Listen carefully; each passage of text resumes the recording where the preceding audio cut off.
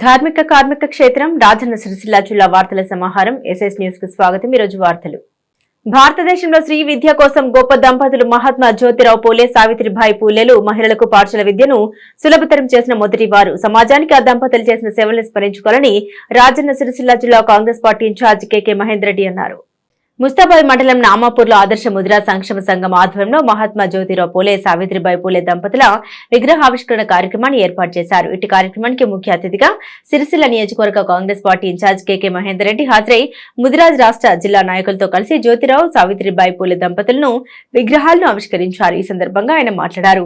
భారతదేశానికి జ్యోతిరావు పూలే, సావిత్రిబాయి పూలే చేసిన సేవల్ని కొనియాడారు। ముదిరాజులు ఆర్థికంగా, రాజకీయంగా ఎదగాలని సూచించారు। అలాగే కె మహేందర్ రెడ్డి ముదిరాజు నాయకులను జ్యోతిరావు పూలే, సావిత్రిబాయి పూలే విగ్రహదాతలు నిమ్మల కృష్ణ, తండ్రి శంకరయ్య, అలాగే స్థలదాత వెంకటరెడ్డి ముదిరాజ్ నాయకులు శాల్వతో సన్మానించి జ్ఞాపికను అందించారు। ముదిరాజ్ రాష్ట్ర నాయకులు జగన్మోహన్, బీసీ రాష్ట్ర అధికార ప్రతినిధి పరశు హనుమన్లు, బీసీ స్టడీ డైరెక్టర్ జిల్లా వెంకటస్వామి, జిల్లా అధ్యక్షులు రడవిన్ లక్ష్మణ్, పిట్ల రామ్ గోపాల్, కోడి అంతయ్య, పిట్ల భూమేష్, మల్లికార్జున్ ప్రతాప్, మత్స్యకారి చైర్మన్ చొప్పరి రామచంద్రం, నామాపూర్ ముదిరాజ్ సంఘం అధ్యక్షులు చీకోటి నర్సయ్య, నిమ్మల చంద్రం కార్యదర్శి గుడుగు శంకర్, ముదిరాజ్ మండల జిల్లా నాయకులు రెడ్డిబోయిన గోపి, గాడిచెర్ల దేవయ్య, మీద మండలాల ముదిరాజ్ మండల అధ్యక్షులు, గ్రామాల ముదిరాజ్ నాయకులు, కుల బంధువులు పాల్గొన్నారు। ఇంత మంచి చక్కటి కార్యక్రమాన్ని నిర్వహించుకోవడానికి ఒక మంచి కార్యక్రమం, దీనికి మొదటగా మాకు ఈ యొక్క సమావేశం నిర్వహించుకోవడానికి ఒక కారణం ఏంటంటే ఇక్కడ మహాత్మా జ్యోతిరావు పూలే, అదేవిధంగా సావిత్రిబాయి పూలే గారి విగ్రహాలు ఆవిష్కరించడం, దీని ద్వారా మీ అందరినీ కూడా కలిసే అవకాశం వచ్చింది। మరి ఇంత పెద్ద మహనీయుల విగ్రహాలు మాకు బహుకరించినటువంటి దాత శ్రీ నిమ్మల శంకరయ్య గారి కుమారుడు శ్రీ నిమ్మల కృష్ణ గారికి కూడా మా ముదిరాజ్ సంక్షేమ సంఘం తరఫున వారికి పాదాభివందనం చేస్తున్నాము। ఎందుకంటే ఇంత మంచి చక్కటి మనసున్న అతనికి మరి భగవంతుడు మంచి ఆరోగ్యాలు ప్రసాదించాలని, వారు భవిష్యత్తులో కూడా ఇలాంటి మంచి మంచి కార్యక్రమాలు చేపట్టాలని కోరుకుంటున్నాము। ముఖ్యంగా నేను ఒకటి చెప్పదలుచుకున్నది ఏంటంటే, మరి తెలంగాణ ఉద్యమకాలం దాదాపు 25 సంవత్సరాల నుంచి తెలంగాణ ఉద్యమంలో పనిచేసినటువంటి సిరిసిల్ల జిల్లాలోని మా నామపురం ముద్దు బిడ్డ శ్రీ కె మహేందర్ రెడ్డి గారు మరి వారి యొక్క విలువైన సమయాన్ని కేటాయించి ఇంత ఓపికగా మరి మా యొక్క సాగరవాదాన్ని మరి ఇప్పటిదాకా కూడా వేచి ఉన్నందుకు వారికి మా సంఘం తరఫున ప్రత్యేక అభినందనలు తెలియజేస్తున్నాము। అదేవిధంగా ఇక్కడ మేము విగ్రహాలు ప్రదర్శించడం అంటే ఎందుకనేది ప్రతి ఒక్కరు కూడా తెలిసిపోయింది। మరి వారి యొక్క ఆశయాలు ఏంది, వారు చేసినటువంటి కార్యక్రమాలు ఏంది, ఏమన్నా నేను చెప్పాల్సిన అవసరం లేదు, ప్రతి ఒక్కరికి తెలిసిపోయినాయి। అంతకుముందు మరి వారు ఏం చేశారని చెప్పేసి చాలామంది అడిగారు। మరి మన వక్తలు, మన ముదిరాజు నాయకులు అందరూ కూడా చాలా చక్కగా వివరించారు। మరి మీ అందరికీ కూడా మీరు మీ యొక్క విలువైన సమయాన్ని కేటాయించి రాజన్న సిరిసిల్ల జిల్లాలోని అన్ని మండలాల, గ్రామాల నుండి పెద్ద ఎత్తున తరలివచ్చి మరి ఈ కార్యక్రమాన్ని విజయవంతం చేసినటువంటి ముదిరాజ్ కుల బంధువులందరికీ కూడా మా నామపురం ముదిరాజ్ సంక్షేమ సంఘం తరఫున అభినందనలు తెలియజేస్తున్నాను।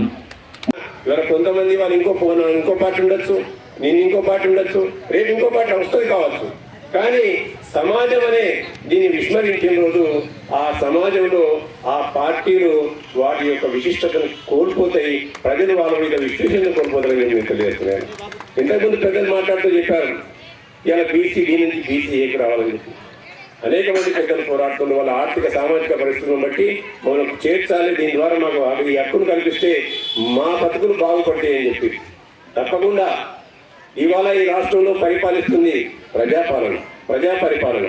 ఈ రాష్ట్రంలో కాంగ్రెస్ పార్టీ 10 సంవత్సరాల తర్వాత వచ్చిన తర్వాత పౌర హక్కులను, ప్రజాస్వామిక హక్కులను కాపాడుతూ ఇనుప కంచెలను కూలదోసి మరొక్కసారి స్వేచ్ఛా స్వాతంత్రాలను నింపే దిశగా ఈ హక్కునైనా మీరు నిలదీయండి, మీరు ప్రజల వద్దకు పాలన తీసుకోవద్దని చెప్పి మాట తప్పకుండా, మడమ తిప్పకుండా మీ ముందుకు వస్తుందో మా ముఖ్యమంత్రి యనుమల రేవంత్ రెడ్డి। మా ఎందుకంటున్నా అంటే గర్వంగా మీ ముఖ్యమంత్రి, ఆయన నా ముఖ్యమంత్రి కాదు। మా ఎందుకంటుంటే మన అనాల్సిందే, మా ఎందుకన్నా అంటే ఇంతకుముందు పెద్దలు మాట్లాడుతూ మీరు చెప్పాలి అని చెప్పి తప్పకుండా ఇవన్నీ మేము చర్చించినే, ఈ అంశాలన్నీ మేము కూలంకషంగా చర్చించి ఇవన్నీ కూడా మనం ఈ సమాజానికి చేయాల్సిన బాధ్యత మన పైన ఉంది। ఇలా అధికారం ఉంటుంది, పోతుంది, రేపు పొద్దుగల 10 కాలాల పాటు ఇప్పుడు మహాత్మాను ఎందుకన్నాం, గాంధీ గారిని మహాత్మానం, జ్యోతిరావు పూలే గారిని మహాత్మానం, ఇంకొకరు గురుదేవ్ అంటాం మనం, అది రవీంద్రనాథ్ ఠాగూర్ గారు। కానీ దీనికి అన్నిటి కూడా ఈ ఈ బిరుదులు ఇచ్చింది ప్రజలు ఇచ్చింది, అవి చిరస్మరణీయంగా తరతరాలుగా ముందుకు పోతాయి తప్ప ఇవాళ పద్మభూషణ్ పద్మవిభూషణ్ ఆ రోజు పేపర్లు వస్తాయి, తర్వాత రాదు. ఆ రోజు ఇంత పెట్టుకుంటాం, మా తాత పద్మవిభూషణ్ ఉండే, మా నాయన ఇది ఉండేది పెట్టుకుంటాం తప్ప ఈ మహాత్మ అనేది మాత్రం మన తాతల నుంచి రేపు రాబోయే తరాలకు కూడా ఉంటుంది. కాబట్టి ఆ దిశగా తప్పకుండా అందరం ప్రయత్నం చేస్తాం.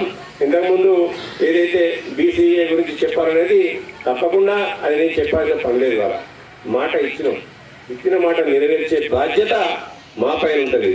ఇంకా జగన్ నాతో చెప్తాను, నాకంటే ఎక్కువ దగ్గర మిత్రులు వారికి, ఎందుకంటే వాళ్ళు కదం భుజం కలిపి చాలా కష్టపడి ముందుకు పనిచేసిన వాళ్ళు. వారికి ఉన్నంత చొరవ నాకు ఉండదు, నాకుండే పరిధులు నాకు ఉంటాయి, కానీ వారికి ఉన్నంత చొరవ నాకు ఉండదు. తప్పకుండా మీరన్న ఆ యొక్క డిమాండ్ అతి త్వరలోనే దానికి ఉన్న ఏదైతే ఇవాళ మనం ఇస్తాం, కానీ అది రాజ్యాంగబద్ధంగా నిలబడాలి, కోర్టులు నిలబెట్టాలి. కాబట్టి వాటన్నింటి కూడా ఆచి చూసి ఇలా దానిపైన నిర్ణయాలు తీసుకోవాల్సిన అవసరం ఉంటుంది. కాబట్టి ఏదేమైనప్పటికీ కూడా దాన్ని నెరవేర్చే బాధ్యత గౌరవ ముఖ్యమంత్రి రేవంత్ రెడ్డి గారు తీస్తారని కూడా నేను మీకు తెలియజేస్తూ, కేంద్ర బీజేపీ ప్రభుత్వం అవలంబిస్తున్న కార్మిక రైతు ప్రజా వ్యతిరేక విధానాలను నిరసిస్తూ దేశంలోని అన్ని కార్మిక సంఘాలు, రైతు సంఘాలు, వ్యవసాయ కార్మిక సంఘాల ఆధ్వర్యంలో నవంబర్ 26న దేశవ్యాప్త నిరసన కార్యక్రమాలకు సంబంధించిన కరపత్రాన్ని ఈ రోజు బీవై నగర్ లోని కామ్రేడ్ అమృత్ లాల్ శుక్లా కార్మిక భవనంలో ఆవిష్కరించారు. ఈ సందర్భంగా సిఐటి జిల్లా అధ్యక్ష కార్యదర్శులు యుగమంటి ఎల్లారెడ్డి, కోడం రమణ మాట్లాడారు. కేంద్రంలో మూడోసారి అధికారంలోకి వచ్చినటువంటి బీజేపీ ప్రభుత్వం కార్మిక రైతు ప్రజా వ్యతిరేక విధానాన్ని దూకుడుగా అవలంబిస్తోందన్నారు. కేంద్ర బీజేపీ ప్రభుత్వ విధానాలను నిరసిస్తూ దేశంలోని అన్ని కార్మిక సంఘాలు, రైతు సంఘాలు, వ్యవసాయ కార్మిక సంఘాల ఆధ్వర్యంలో నవంబర్ 26వ తేదీ దేశవ్యాప్త నిరసన కార్యక్రమాలకు పిలుపునివ్వడం జరిగిందని, అందులో భాగంగా రాజన్న సిరిసిల్ల జిల్లాలో నవంబర్ 26న సిరిసిల్ల అంబేద్కర్ చౌక్ వద్ద నిరసన కార్యక్రమం చేపట్టడం జరుగుతుందని, ఇట్టి కార్యక్రమంలో జిల్లాలోని అన్ని రంగాల కార్మికులు, రైతులు, వ్యవసాయ కూలీలు, ప్రజలందరూ పెద్ద ఎత్తున పాల్గొని విజయవంతం చేయాలని పిలుపునిచ్చారు. ఈ కార్యక్రమంలో సిఐటి జిల్లా సహాయక కార్యదర్శి అన్నల్ దాస్ గణేష్, తన్నీరు లక్ష్మీనారాయణ, జిందం కమలాకర్, బింగి సంపత్ తదితరులు పాల్గొన్నారు. కేంద్ర బీజేపీ ప్రభుత్వము రైతు కార్మిక ప్రజా వ్యతిరేక విధానాలను నిరసిస్తూ ఈ నెల 26వ తారీఖు నాడు అంబేద్కర్ చౌరస్తా వద్ద నిరసన కార్యక్రమం జరపడం జరుగుతుంది. దానికి జిల్లాలో ఉన్న అన్ని కార్మిక సంఘాలు పాల్గొని విజయవంతం చేయాలి.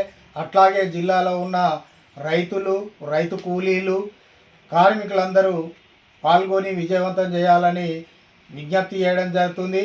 అట్లాగే మూడోసారి బీజేపీ ప్రభుత్వం అధికారంలోకి వచ్చిన తర్వాత ఇంకా దూకుడు పెంచి ఇటు రైతులకు గిట్టుబాటు ధర లేకుండా అటు కార్మికుల హక్కులను కాలరాసే విధంగా ఈ ప్రభుత్వం అనుసరిస్తుంది. కాబట్టి దానికి నిరసనగా రేపు 26వ తారీఖు నాడు నిరసన కార్యక్రమం ఉంది. కాబట్టి జిల్లాలో ఉన్న కార్మికులందరూ, రైతులందరూ పెద్ద ఎత్తున పాల్గొని ఆ బీజేపీకి వ్యతిరేకంగా నిరసన కార్యక్రమాన్ని విజయవంతం చేయగలరని విజ్ఞప్తి చేయడం జరుగుతుంది.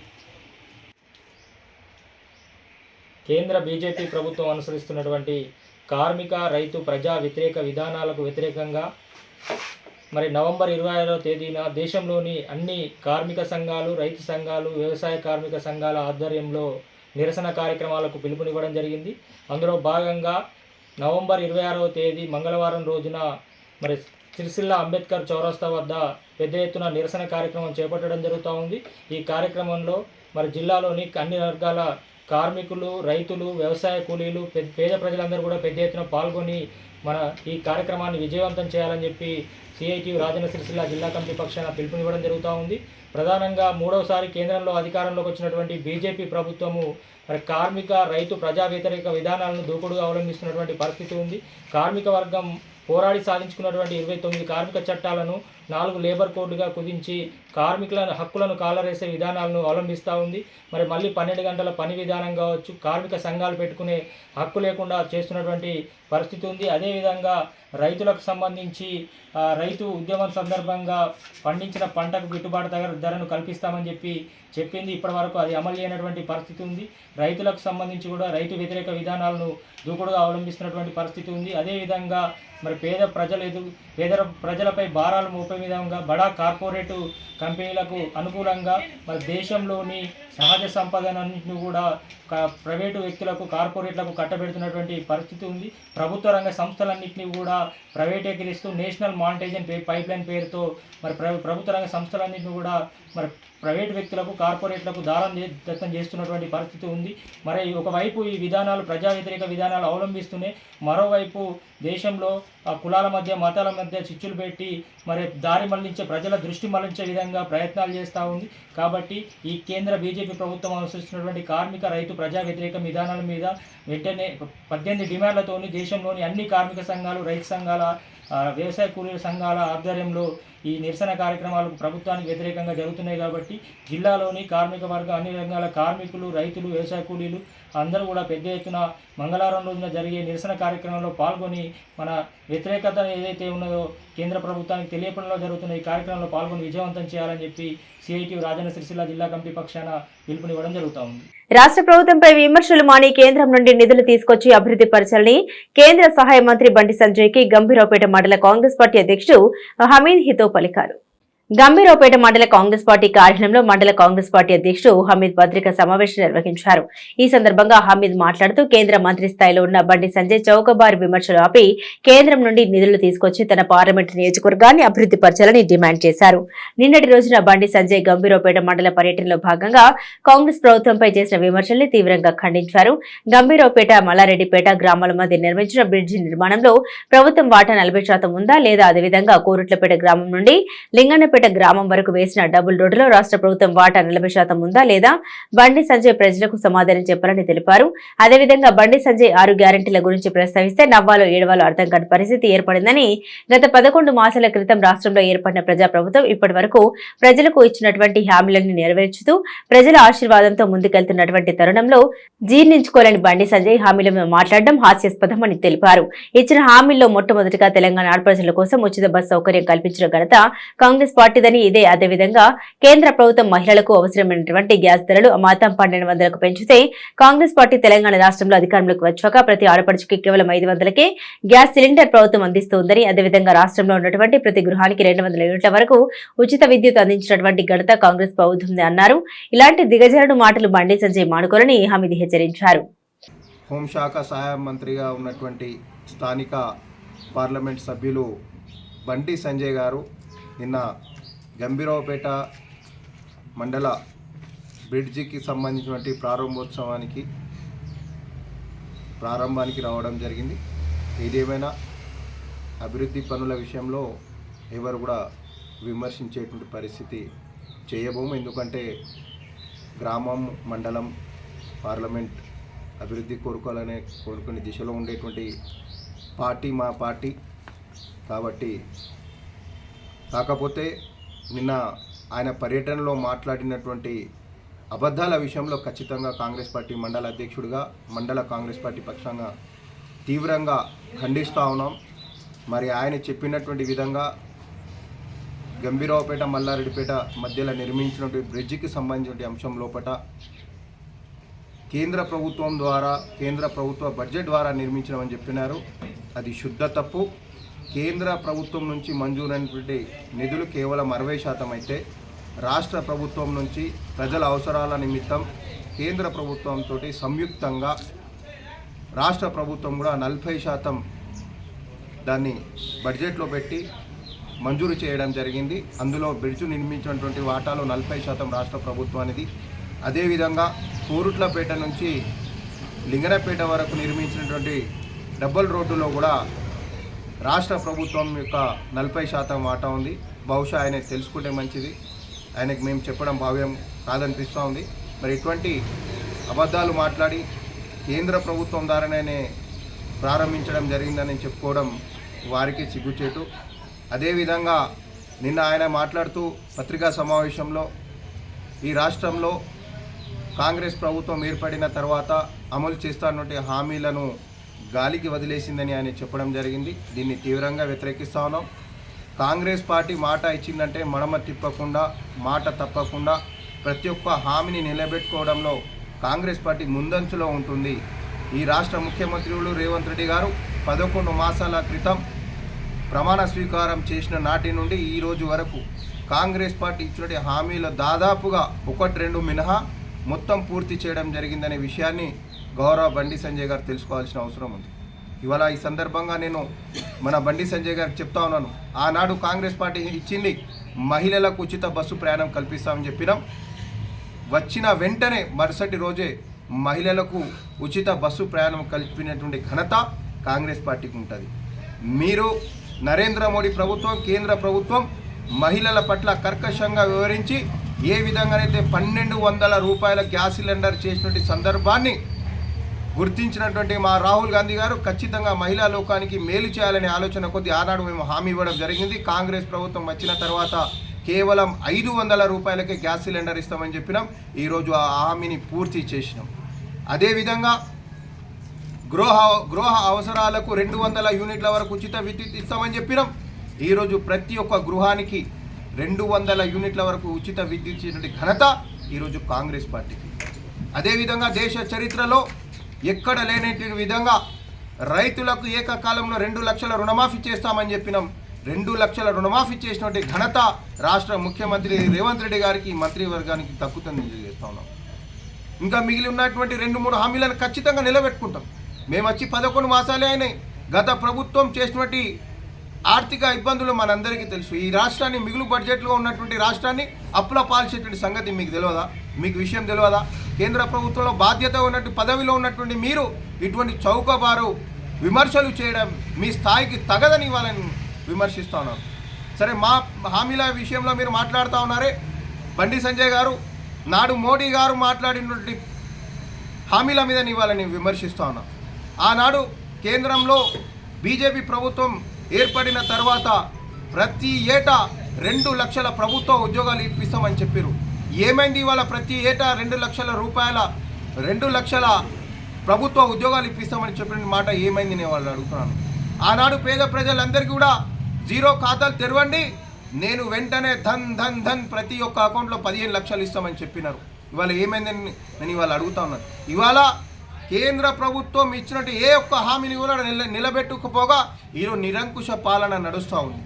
కేంద్ర రాష్ట్ర ప్రభుత్వాలు అనుసరిస్తున్న కార్మిక వ్యతిరేక విధానాలను నిరసిస్తూ ఐఎఫ్టియు న్యూ ఆధ్వర్యంలో రాజన్న సిరిసిల్ల జిల్లా కార్యాలయంలో పాత్రికేయుల సమావేశం నిర్వహించారు. కేంద్ర రాష్ట్ర ప్రభుత్వాల వైఖరిని ఎండగట్టారు. ఈ సందర్భంగా ఏఎఫ్టియు న్యూ జాతీయ అధ్యక్షులు కామ్రేడ్ గుర్రం విజయ్ కుమార్ మాట్లాడారు. రాజన్న సిరిసిల్ల జిల్లాలోని చేనేత మరియు పవర్లూమ్ సైజింగ్ అండ్ డైయింగ్ కార్మికులు కేంద్ర రాష్ట్ర ప్రభుత్వాల నిర్లక్ష్యం వల్ల వస్త్ర పరిశ్రమ సంక్షోభంలో కూరుకుపోవడం వల్ల ఇక్కడి కార్మికుల ఆత్మహత్యల పరంపర కొనసాగుతుందన్నారు. ఆత్మహత్యల నివారణ కోసం అధికారంలో ఉన్న ప్రభుత్వాలు కార్మికుల పట్ల, ఇక్కడున్న ప్రజల శ్రేయస్సు పట్ల నిర్లక్ష్యం వహించడం వల్ల వస్త్ర పరిశ్రమ అనేక ఒడిదుడుకులు ఎదుర్కొంటూ ఈ రోజు సంక్షోభంలో కూరుకుపోయిందన్నారు. కేంద్ర రాష్ట్ర ప్రభుత్వాలు పవర్లూమ్ కార్మికులు కాకుండా రైతులను కూడా మోసం చేస్తూ వారి పట్ల కూడా నిర్లక్ష్య ధోరణి అవలంబిస్తూ కనీస మద్దతు ధర ఇవ్వడం లేదన్నారు. రైతులను అనేక కష్టాలకు గురి చేస్తూ నల్ల చట్టాలు తీసుకొచ్చి కేంద్ర ప్రభుత్వం నియమించిన స్వామినాథన్ కమిషన్ సిఫారసును అమలు చేయకుండా అనేక ఇబ్బందులకు గురి చేస్తోందని, దీన్ని నిరసిస్తూ ఈ నెల 26న దేశవ్యాప్త సమ్మెలో భాగంగా రాజన్న సిరిసిల్ల జిల్లాలోని అన్ని వర్గాల కార్మికులు, రైతులు నిరసన కార్యక్రమాలు చేపట్టాలని పిలుపునిచ్చారు. ఈ సమావేశంలో సోమిశెట్టి దశరథ, ముల్లాల కిషోర్, ఎలిగేటి రాము, కూరపాటు సతీష్, మచ్చ అనసూర్య, భామన్ల రవీందర్, గుజ్జా దేవదాసు, సత్యయ్య, రాజేశం దాసు, జి శ్రీనివాస్ తదితరులు పాల్గొన్నారు. యుక్త వయసులో ఉన్నటువంటి పవర్లూమ్ పైన ఆధారపడి జీవనం సాగిస్తున్న కుటుంబంలో ఒక జీవితం దాదాపు ఒక 60 సంవత్సరాల జీవితం ఉన్నటువంటి కామ్రేడు ఆదాయం లేక, వృత్తి భద్రత లేక, వాళ్ళ ఆర్థిక సమస్యలు, కుటుంబం యొక్క సమస్యలు పరిష్కరించుకోలేక ఆత్మహత్య పాల్పడ్డాడు. అది నిన్న మొన్న వార్తల్లో వచ్చింది. సరే, ఈ వార్తలు రావటం ఇది ఒక్కటే కాదు, పరంపరగా జరుగుతున్నది. ఇంత పరంపరగా జరుగుతున్నప్పుడు రాజకీయ నాయకత్వం వహిస్తున్నటువంటి ఇక్కడ స్థానిక ఎమ్మెల్యే కానీ లేదు అధికార పార్టీ కానీ ఈ సమస్యను పరిష్కరించడానికి ఏ చర్యలు తీసుకోవడం దుర్మార్గం. కనుక ప్రజలకి, ముఖ్యంగా పవర్లూమ్ పైన ఆధారపడే వాళ్ళకి, డైయింగ్ సైజింగ్ పైన ఆధారపడే వాళ్ళకి సమిష్టిగా ఆందోళన చేయడం తప్ప సమిష్టిగా వీధుల్లోకి వచ్చి సత్యేదేదో మేము వీధుల్లో చస్తాం, సరిపోయేదేదో పోరాటంలో చస్తాం, సరిపోయేదేదో ఆందోళన చచ్చిపోతాం, ఆత్మహత్యలు పడవు లేదు, అనాథ మరణాలకి మేము సిద్ధంగా పోరాటి చస్తాము అనేటువంటి చివరి మాట అనాల్సిన పరిస్థితి ఇవాళ డైయింగ్ సైజింగ్లో ఉన్నట్టు కార్మికులు ముందుకు వచ్చి కూర్చోండి. దీంతో పాటు భారతదేశంలో రైతు వ్యవసాయానికి స్వామినాథన్ కమిషన్ ఒక సూచన చేశాడు. ప్రతి పంటకి గిట్టుబాటు రేటు ప్రభుత్వం నిర్ణయించాలి. ఆ నిర్ణయించిన రేటు సమాజంలో అమలు జరపాలి. గిట్టుబాటు రేటు ఎట్లా నిర్ణయించాలంటే ప్రతి పంటకు ప్రతి సంవత్సరం దానికి పెట్టుబడి రీత్యా అయ్యే ఖర్చు అంతా, శ్రమరీత్యా అయ్యే ఖర్చు అంతా మొత్తం లెక్కేసి 100 రూపాయలు ఖర్చు అవుతుందంటే అదనంగా 50 రూపాయలు కలిపి 150 రూపాయల చొప్పున ఆ పంటకి గిట్టుబాటు రేటు నిర్ణయించాలనేది స్వామినాథన్ కమిషన్. ఆ స్వామినాథన్ కమిషన్ సూచన ప్రభుత్వానికి అందించింది ప్రభుత్వం ఏర్పాటు చేసిన కమిషన్. కానీ ఆ సూచనలు అమలు జరపట్లేదు.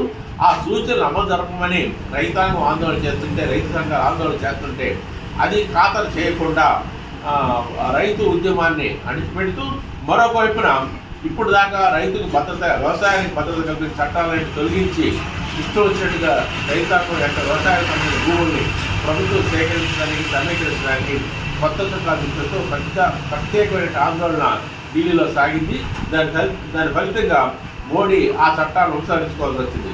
ఉపసంహరించేటప్పుడు స్వామినాథన్ కమిషన్ సూచనల ప్రకారం కొత్త చట్టాలను తీసుకొచ్చి ఆ చట్టాల ప్రకారం రైతాంగానికి, వ్యవసాయ పంటలకి గిట్టుబాటు రేటు కల్పిస్తామని చెప్పారు. కానీ ఇంతవరకు అది జరగలేదు.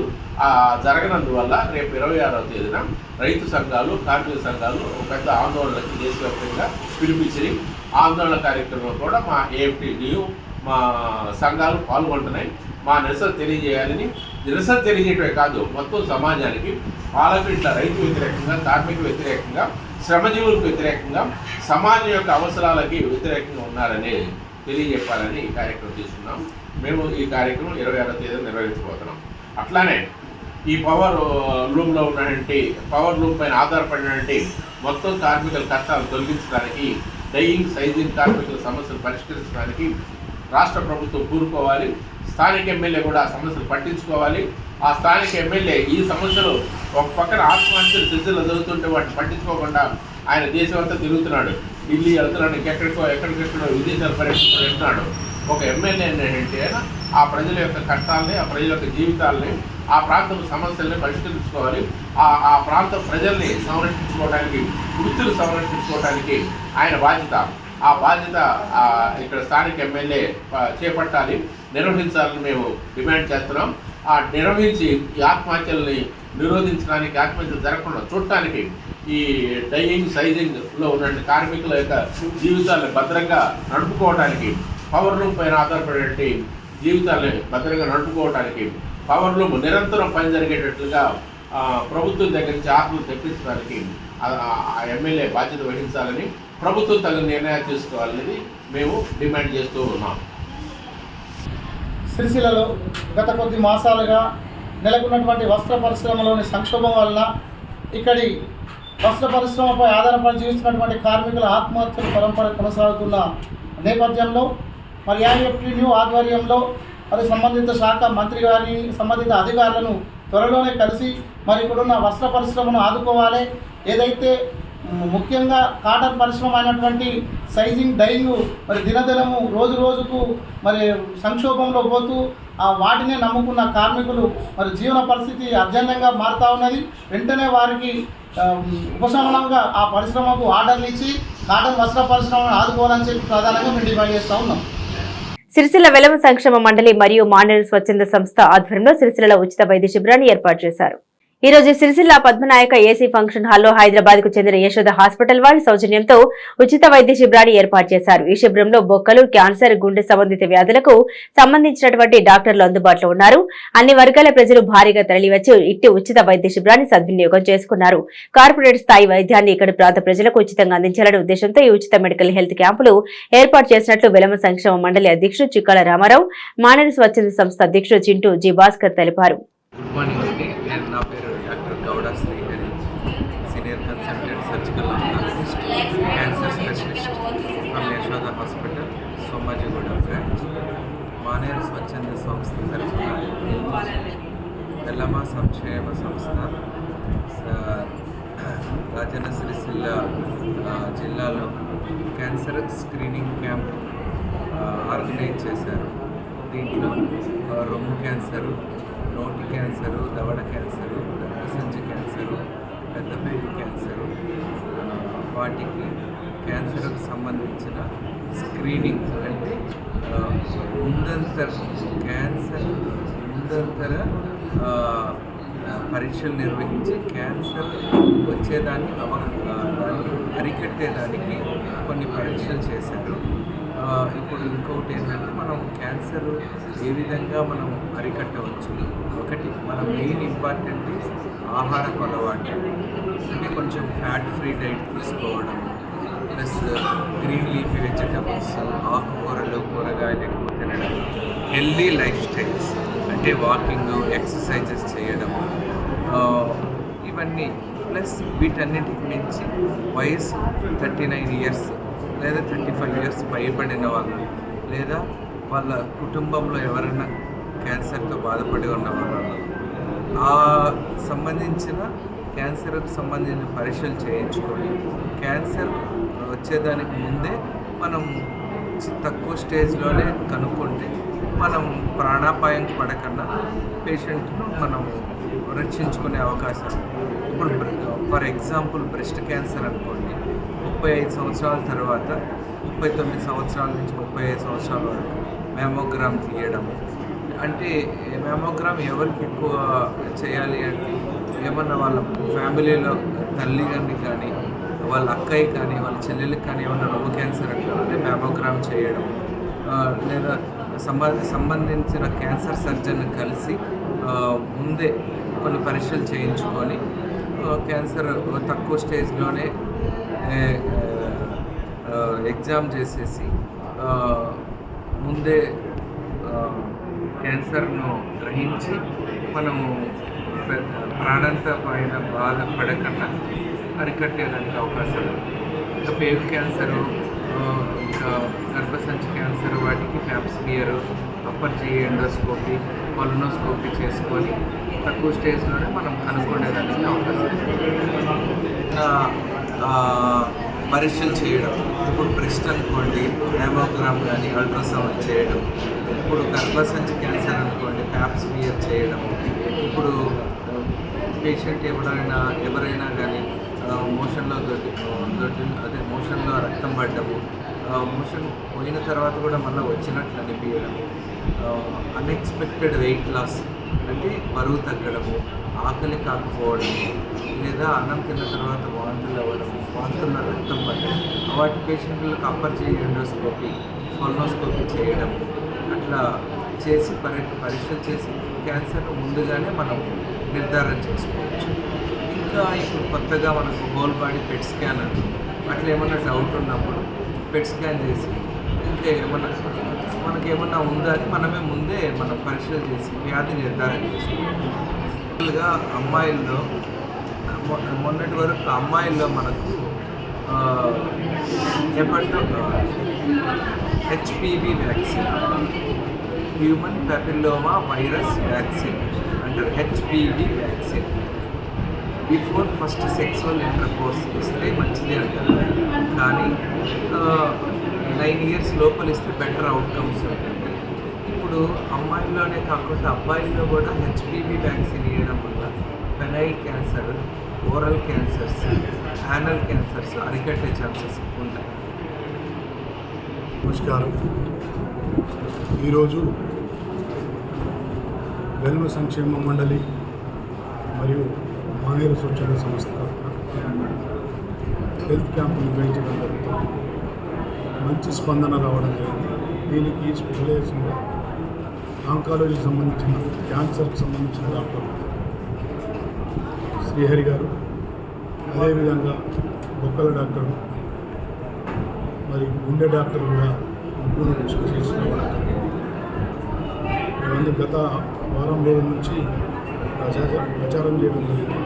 వచ్చి చూపించుకోవడానికి టెస్టులు చేయించుకుంటే, ఎందుకంటే అందరూ పోయి హాస్పిటల్లో చేయించుకోవాలని కొంతమందికి ఉండదు, చేయించుకునే పరిస్థితి ఉండదు. కాబట్టి ఇక్కడ రక్త పరీక్ష, దాంతోపాటు ఈసీజీ, దాంతోపాటు టూడికో మరియు బీపీ ఇవన్నీ కూడా చెక్ చేయడం జరుగుతుంది. కాబట్టి దాదాపు 7 నుంచి 8,000 రూపాయలు ప్రైవేటు హాస్పిటల్ పోతే జరుగుతాయి. కాబట్టి అవన్నీ తగ్గడం కోసం వెల్మ సంక్షేమ మండలి మరియు అదేవిధంగా మానేరు స్వచ్ఛంద సంస్థ సంతోష్ భాస్కర్ మా పాలకవర్గం అందరం కలిసికట్టుగా వాళ్ళు నిర్వహించడం జరిగింది. ఇది పూర్తి స్థాయిలో అందుబాటులో ఉంటుంది. 2 గంటల వరకు ఈరోజు ఆదివారం 24 నాడు ఉదయం 10 నుంచి సాయంత్రం మధ్యాహ్నం 2 గంటల వరకు నిర్వహించడం జరుగుతుంది. అందుబాటులో ఉన్న వారందరూ కూడా చూపించుకొని విజయవంతం చేయవచ్చు. సిరిసిల్ల శ్రీ సత్యసాయి సేవా సమితి ఆధ్వర్యంలో శ్రీ సత్యసాయి బాబా 99వ జయంతి వేడుకల్ని అత్యంత వైభవంగా ఘనంగా నిర్వహించారు. శనివారం రోజున సిరిసిల్ల శ్రీ సత్యసాయి సేవా సమితి ఆధ్వర్యంలో బాబా జన్మదిన వేడుకల్ని ఘనంగా నిర్వహించారు. ఉదయం నగర సంకీర్తన, పల్లకి సేవ, పాదుక పూజ, సాయంత్రం వేదము, భజన, కేక్ కటింగ్ నిర్వహించారు. తదనంతరం బాల వికాస్ పిల్లలచే సాయి మాటే, రాచబాట సంగీతం, నృత్య రూపకం ప్రదర్శించారు. ఆ తర్వాత హారతి ప్రసాద వితరణ కార్యక్రమాలు నిర్వహించారు. ఈ కార్యక్రమంలో సత్యసాయి సేవా సమితి కన్వీనర్ అన్నాల్దాస్ రాము, సుధా పూర్ణచందర్, సంగీతం శ్రీనివాస్ తదితరులు పాల్గొన్నారు.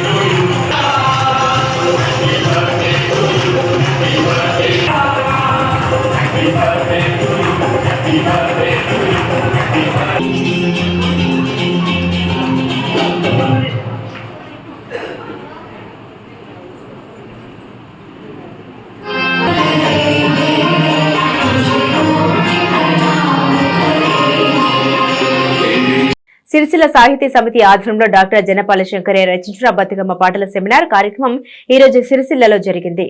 సిరిసిల్ల సాహితీ సమితి ఆధ్వర్యంలో స్థానిక గాంధీనగర్ హనుమాన్ దేవాలయంలో డాక్టర్ జలపాల శంకరయ్య రచించిన బతుకమ్మ పాటల పుస్తక ఆవిష్కరణ నిర్వహించారు. ఈ సందర్భంగా పలువురు వక్తలు మాట్లాడుతూ డాక్టర్ జనపాల శంకరయ్య మాతృమూర్తి జనపాల దస్మవ్వ పాడిన బతుకమ్మ పాటల్ని సేకరించి పుస్తక రూపంలో తీసుకురావడం అభినందనీయమని అన్నారు. జనపాల జీవితం చిన్ననాటి నుండి ఎన్నో ఆటుపోట్లను ఎదుర్కొని విద్యారంగంలో నిలిచి గెలిచిన వ్యక్తి అని అన్నారు. జనపాల తల్లి లక్ష్మమ్మ జ్ఞాపక శక్తి అమోఘమని 150 పేజీల అంశాన్ని తన బతుకమ్మ పాట రూపంలో పాడదని గుర్తు చేశారు. తన తల్లి జ్ఞాపక గుర్తు చేస్తూ బతుకమ్మ పాటల పుస్తకం అచ్చువేయడం అభినందనీయమని కొనియాడారు. ఈ కార్యక్రమంలో వెంగళ లక్ష్మణ్, పోరల మురళీధర్, వాసవేణి పరశురాం, చిటికన కిరణ్ కుమార్, సీనియర్ సెల్సర్ అధ్యక్షులు చేపూరు బుచ్చయ్య, గౌరిశెట్టి ఆనంద, గడ్డం కౌసల్య, గడ్డం పరశురామ శాస్త్రి, గడ్డం శకుంతల, గూడూరు బాలరాజు, సింగిరెడ్డి రాజిరెడ్డి, జిమిడి సమ్మయ్య, గజ్జెలి కుమారస్వామి, గజ్జెలి రామచంద్రం, కోకుల రాజేశం, చోపదండి శ్రీనివాస్, వేముల బక్కయ్య, సాధువుల ధర్మయ్యలు పాల్గొన్నారు. ఇచ్చిన తర్వాత జన్మనిచ్చిన దేవత మరియు ఆమె ఒడి బడిలో చిన్న చిన్న పదాలతో అక్షరాలు నేర్చుకుని ఆ అక్షరాల నేపథ్యంలో ముందుకు సాగుతున్న జీవితాన్ని ప్రసాదించినటువంటి మొట్టమొదటి దేవత తల్లి. ఆమెనే ఒకప్పుడు మన తెలంగాణ ప్రాంతంలో అవ్వ అన్నం, ఇప్పుడు అమ్మ అని వాడుతున్నారు నూతనంగా. కానీ వాస్తవంగా అవ్వ అనే పదం అయ్యవ్వలు అనేటువంటి పదంతో పాడేవాడు. అయితే చిన్ననాడు నేను ఇంత ఉన్నప్పుడు బతుకమ్మ పండుగ వచ్చిందంటే మా అమ్మని తీసుకెళ్ళి పాటలు పాడించేవాడు. వాళ్ళు బతుకమ్మ రౌండ్గా తిరుగుతుంటే మేము బతుకమ్మలాగా బతుకమ్మ లేకము అటువంటిగా ఆడుతున్నప్పుడు ముందు మధ్యలో కూర్చునేది. మా అమ్మ పాట పాడుతుంటే మధ్యలో వెక్కి వెక్కి ఏడ్చేది నేను. కారణం ఏంటంటే ఆ యొక్క అందులో ఉన్నటువంటి దాగి ఉన్నటువంటి ఆత్మీయత, ఆ దృశ్యాన్ని వర్ణనతో చెబుతుంటే నిజంగా కళ్ళల్లోకి వెళ్ళి చెమ్మగిలుతాయి.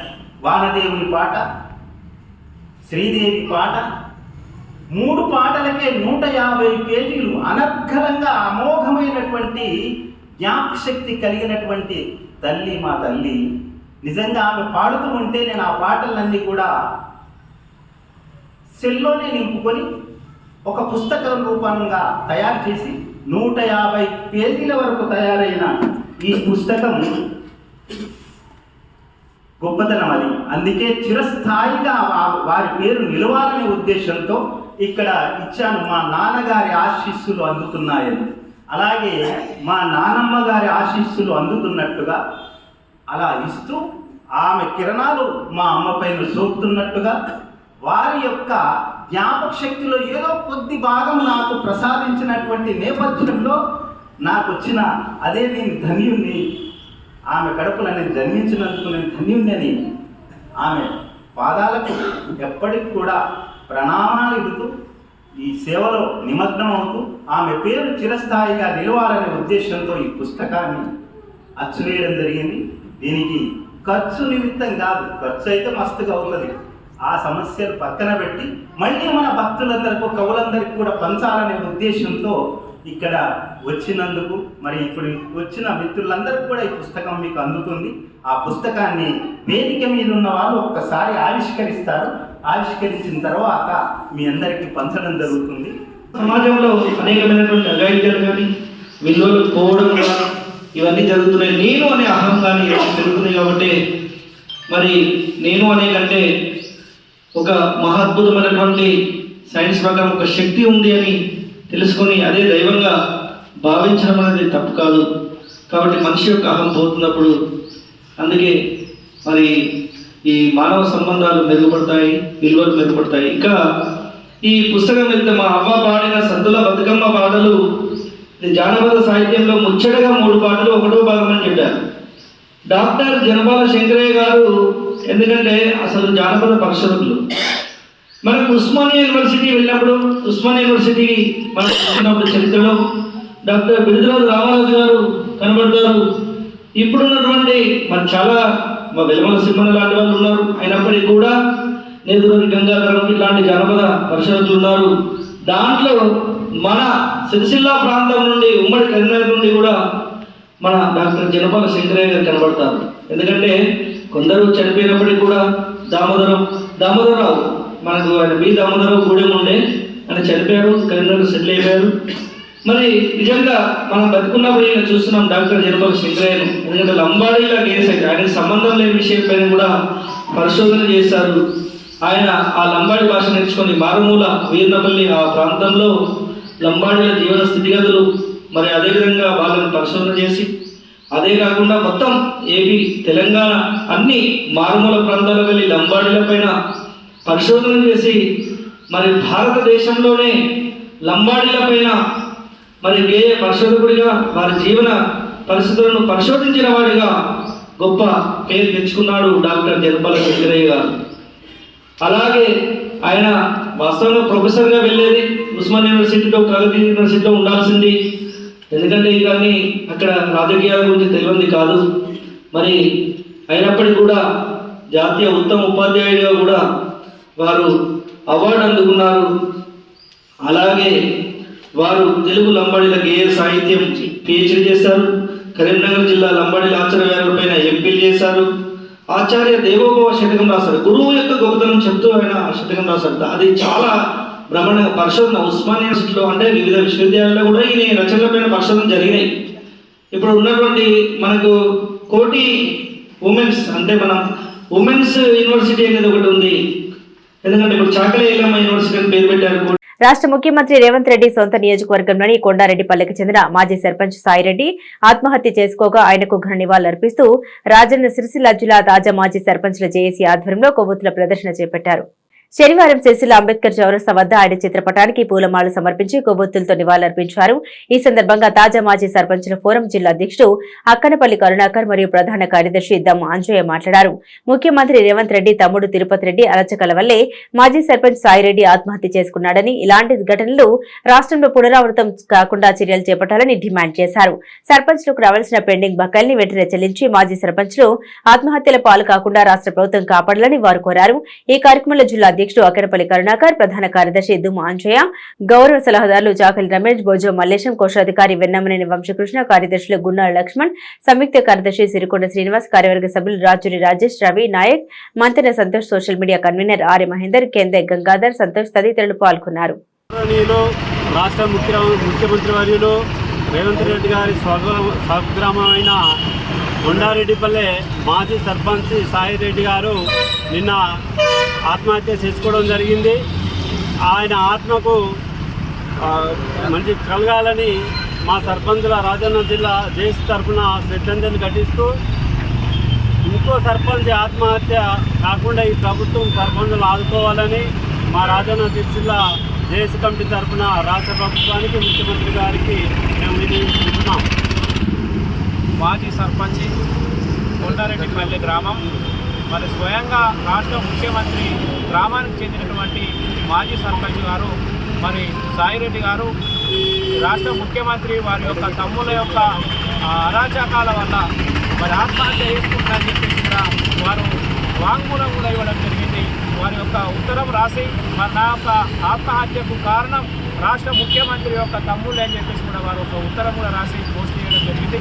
ఈ రాష్ట్రంలో ప్రజాపాలన ముసుగులో రాక్షస పాలన నడుస్తుందని చెప్పేసి కూడా ఈ సందర్భంగా తెలియజేస్తున్నాం. ప్రజాపాలనలో ప్రజలందరూ కూడా సుఖ సంతోషాలతో ఉండి వారందరూ కూడా మంచిగా ఉంటారు, మంచి పరిపాలన కొనసాగుతున్నటువంటి రాష్ట్ర ప్రజలు ఏదైతే ఆకాంక్షించారో అది నేటికి విరుద్ధంగా జరుగుతున్నది.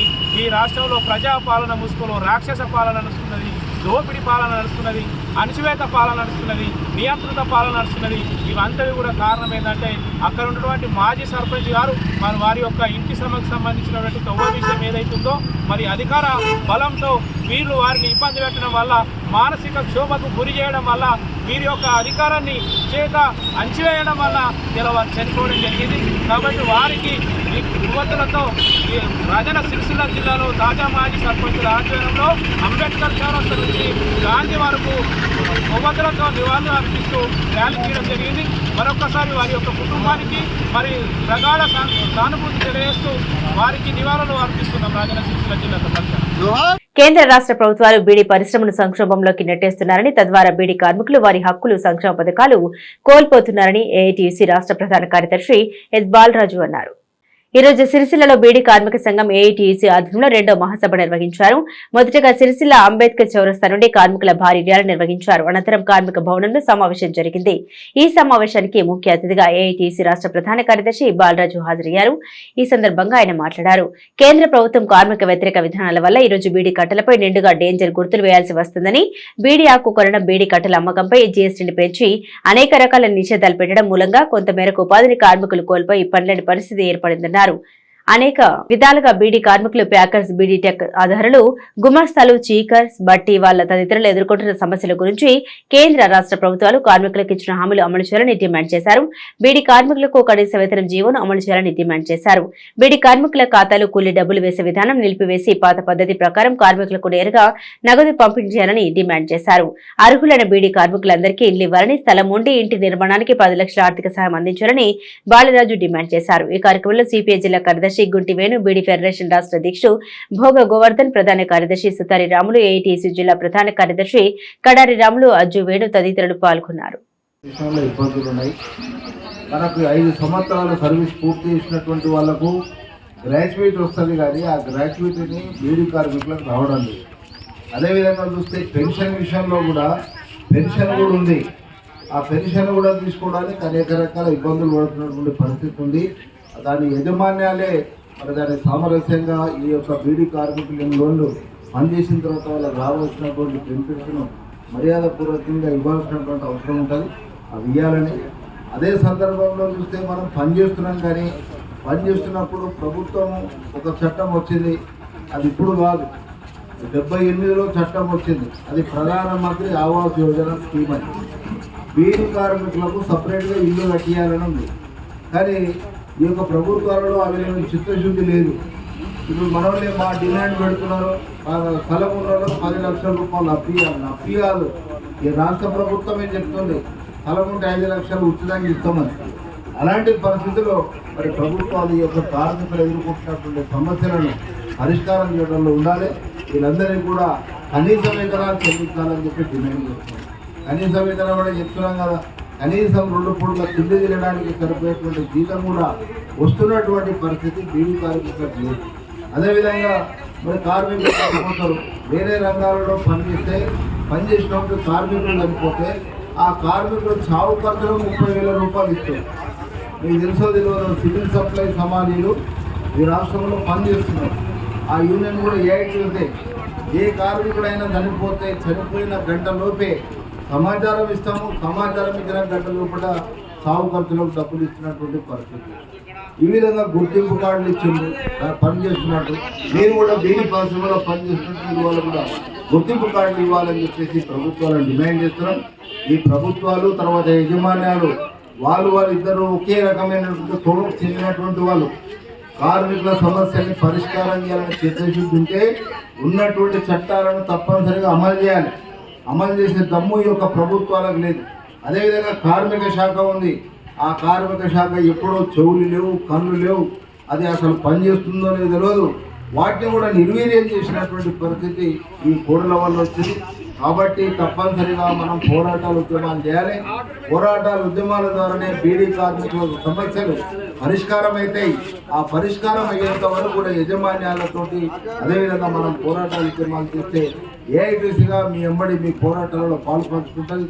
మీ సమస్యలు తెలుసు, మీ సమస్యల పరిష్కారాన్ని మేము ఎప్పుడూ అండగా ఉంటాం. మీరు కూడా అదే పద్ధతిలో ఏఐటీసీని బలోపేతం చేసేందు కోసం ఏఐటీసీలో సభ్యులుగా చేరాలి. మీకు తెలిసినటువంటి వాళ్ళని ఇంకా చేర్పియాలి. మనకు మంచి బలమైనటువంటి సంఘం ఉంది, దానికి ఒక కమిటీలు వేసుకోవాలి.